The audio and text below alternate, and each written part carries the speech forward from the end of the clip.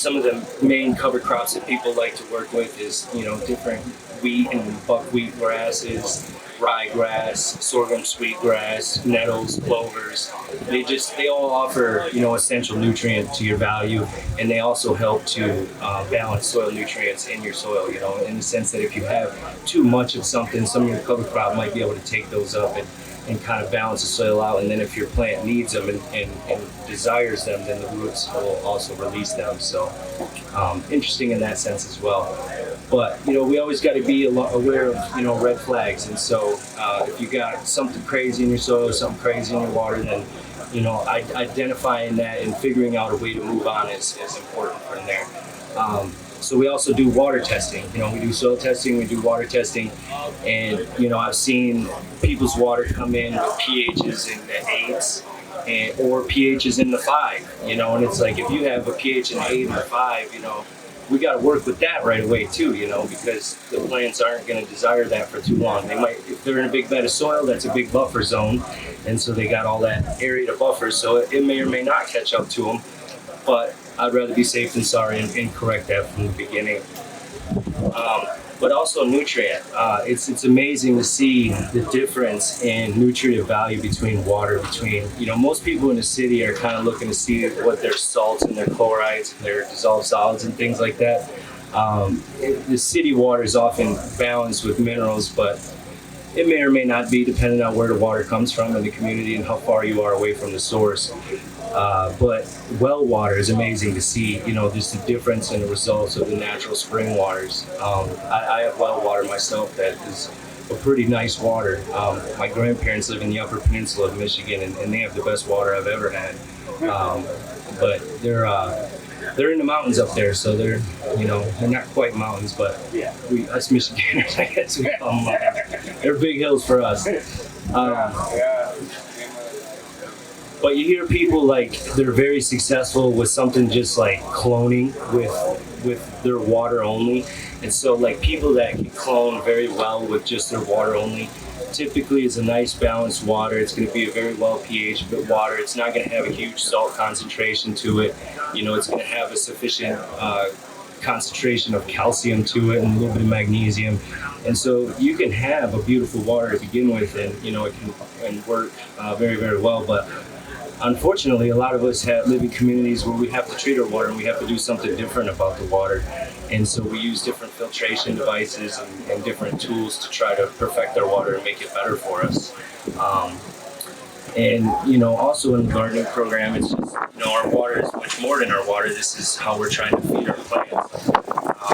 We know that our plants are feeding off the soil predominantly. That's where the plants get their food. We water them to try to mobilize food and try to get, access just different nutrient value to them. For the most part, a lot of it is uptaken through the soil. But yeah, being aware if you have, too high of a salt concentration, something like that, you can cause a lockup in your soil immediately from just having too much alkalinity in your soil. A lot of this stuff isn't necessarily good for us either. Dissolved solids is a common issue in water. People have too many dissolved solids in the water. Dissolved solids, our bodies they build up in our cell tissues and our cell walls, and we don't process them very well. So they can build up in us over time, and they also build up in the plant matter over time, so they can cause different issues too. So having a water filtration device is a very useful tool to have at home for multiple purposes to assure that we have a proper drinking water, and then we can build a nice water from there. I've also been brewing beer for a very long time too, so it's a different hobby of mine. But in the beer industry, we prefer to strip everything out of our water that we can. We want to start with a blank water, and then we build our water from there.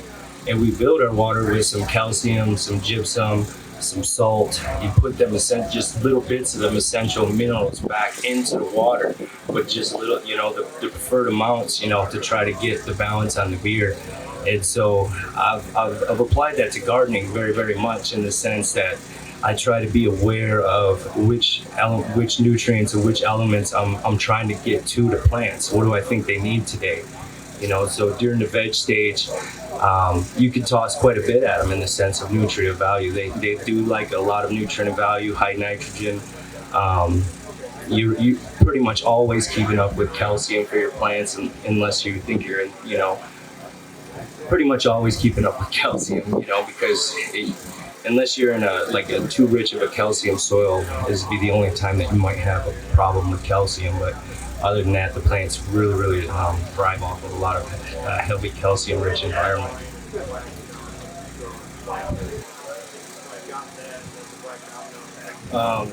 Some of the nutrients that are often overlooked, and exactly how they're useful to the plants. And so, in school, we learned about solubility minerals. So, are they available to the plants? Are they able to be solubilized and mobilized and available to the plants? And so, a lot of the essential nutrients, such as potassium and the phosphates, they're insoluble. They're not really soluble nutrients. And so trying to put them in a liquid feed and solubilizing them to your plants is not really working so well. And so that's, again, boils back to the other part of my conversation of making sure that you have a proper mineral balance in your soil so that they can get the feed that they need and it's there and you're not trying to chase it.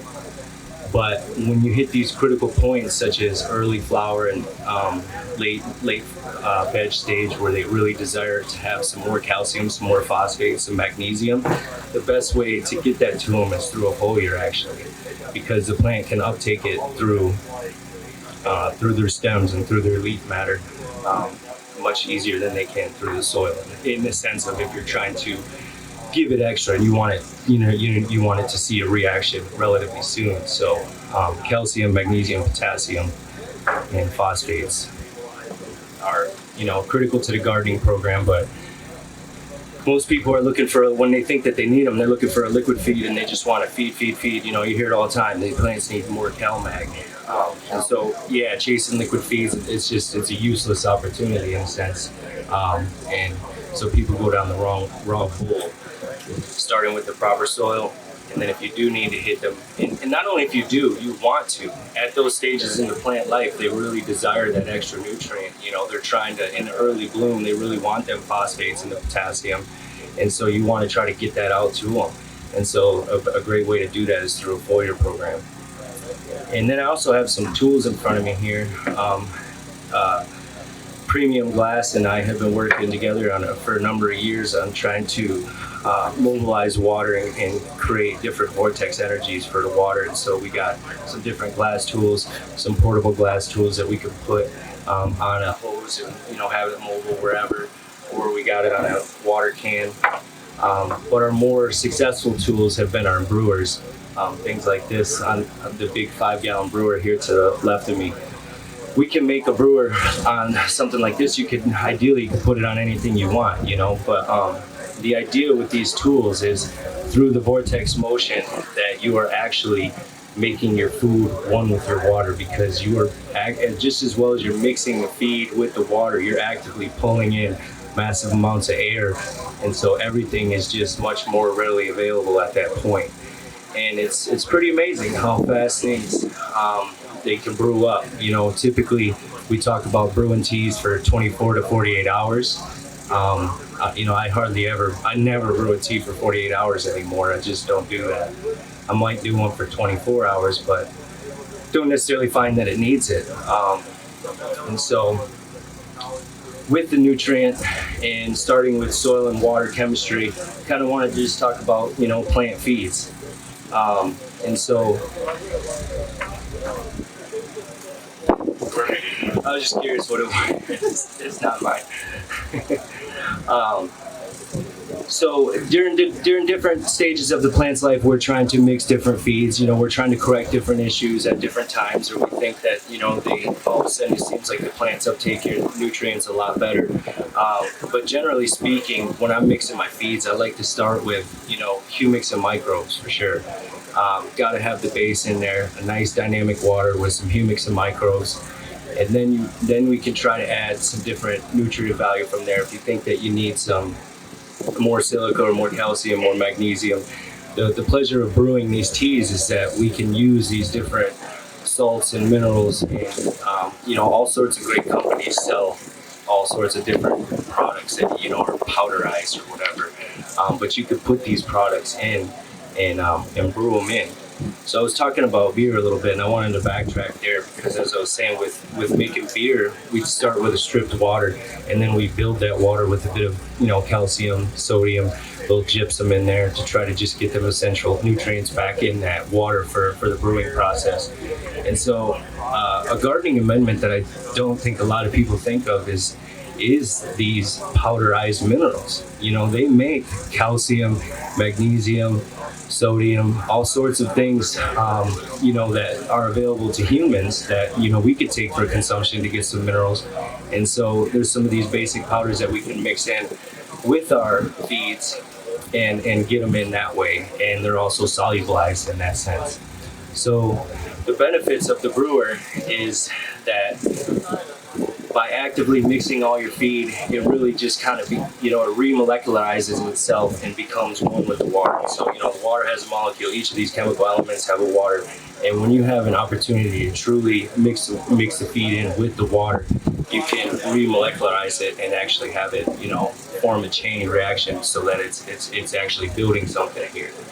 And microbe species, they colonize in there. So you only need a little bit of a microbe food. You know, it goes a really long ways. And getting this material to your plant matter, you know, we're able to get these extra nutrients to the plants at these essential times, or we're able to correct different soil health issues if we think that we're, you know, getting depleted. Like, you know, for one, I'm always watching my microbial life because I do keep cover crop and actual cover feed and grains and stuff in there. So I like to see some microbial diversity, and I'll go in there and it just looks dry on the top, and I can tell that it's like, it's just not right or whatever, you know. And so then I realized that I need to brew up something a little heavier and get something done here because I like to keep that met moving. Does anybody have any questions? I'll think about a few more things, but That vortex piece, is that essentially just cause the water to vortex? yeah, I should have brought the pump, but we didn't have enough power or whatever. But exactly, you connect it through the back here with an air pump, and then it just pushes the water from the bottom back up to the top and keeps it moving. So it creates a nice vortex movement. So people, you know, there's DIY. Do it yourself. DYA and DAY. There's a lot of do-it-yourself methods out there. So, but it's a nice, effective tool. At our store, if you have like your own design or something you want to come up with, we could get you a plastic carboy or anything like that if you think that you can engineer something to fit something that you got in mind or whatever.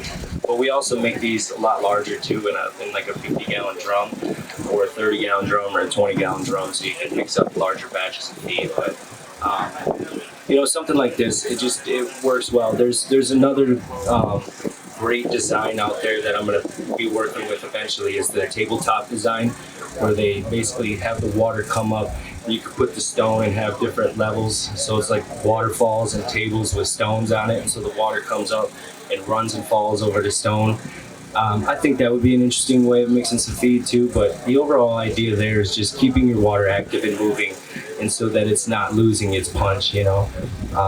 As soon as water stops, it starts to fall apart, and so it starts to lose its nutritive value, and it starts to lose its chemical structure, and it begins to break down. You know, stagnant water is no good for us. So keeping water moving, and especially when we're trying to mix a proper feed, there's a lot of research that shows that it's extremely effective.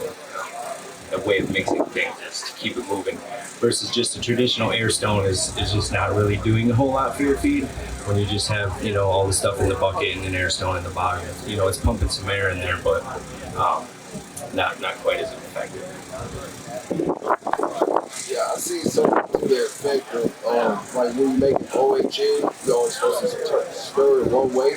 Yep, clockwise. Yeah, and it's actually thinning everything that way. I forgot what the process is called, but it thins it by that one continuous motion. So if you do a vortex in one continuous motion, it is, you know. Correct. I make OHN myself, and if I could have like a container that just keeps it moving really slowly every day, that would be awesome. So I didn't have to get in there and stir it every day. It seems tedious. I haven't done it yet. No, it's a fun process. I recommend you get into it. Yeah.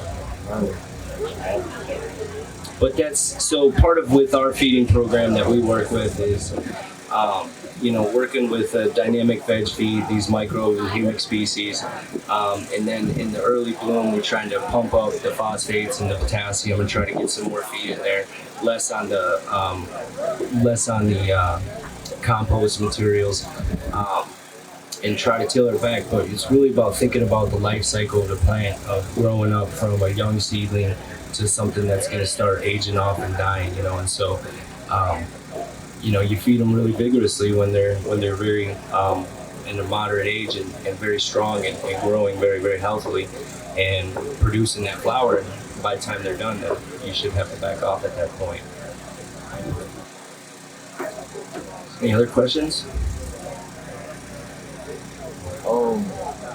When it comes to microbe life, is there certain strains that you go for, or are you doing just a higher mode?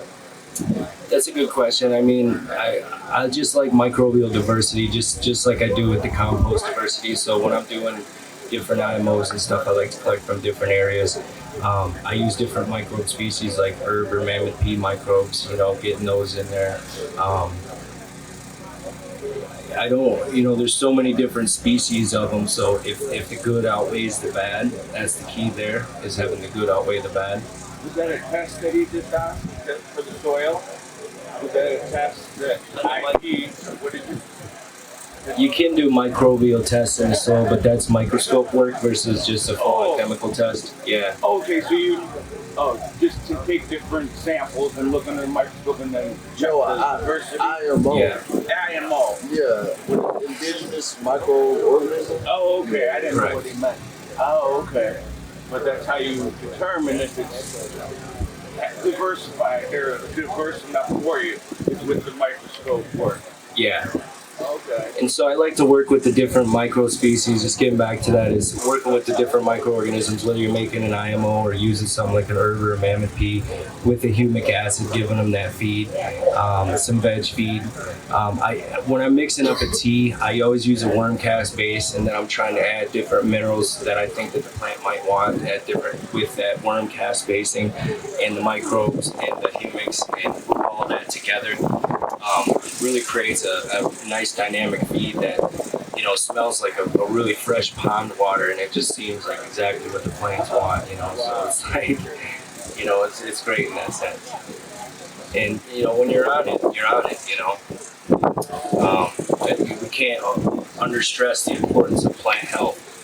All sorts of issues just arise as soon as your plants get unhealthy and start to for whatever reason, they're unhealthy. They have a lockout or nutrient deficiency, or not enough water or too much water. There's all sorts of reasons, but yeah, you do make a good point too. Of like, you start have your stuff test.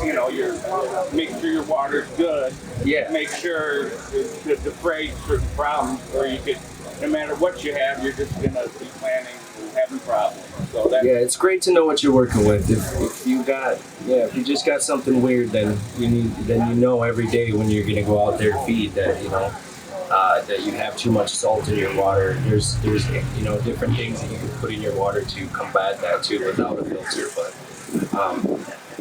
investing in a nice home filtration system has been a great investment, as far as I can tell.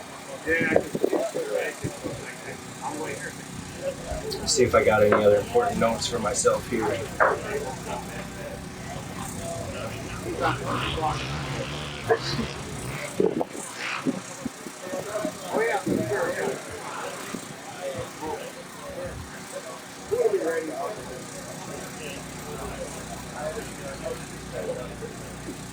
Yeah, just salty water is really a problem. I see some of these results. If you're living in the city, it's a shame that how much chlorides and sulfides and sulfates, bicarbonates, carbonates, and you get this really weird salty alkaline water that just can't be any grocery store will tell you that, you know, if that's the type of water you have, you should try to do something. Even years ago when I wasn't so confident in my water, I would use it throughout my feeding program, but then the last 4 weeks of plant growth, I would always go to the store and buy 5-gallon jugs of water.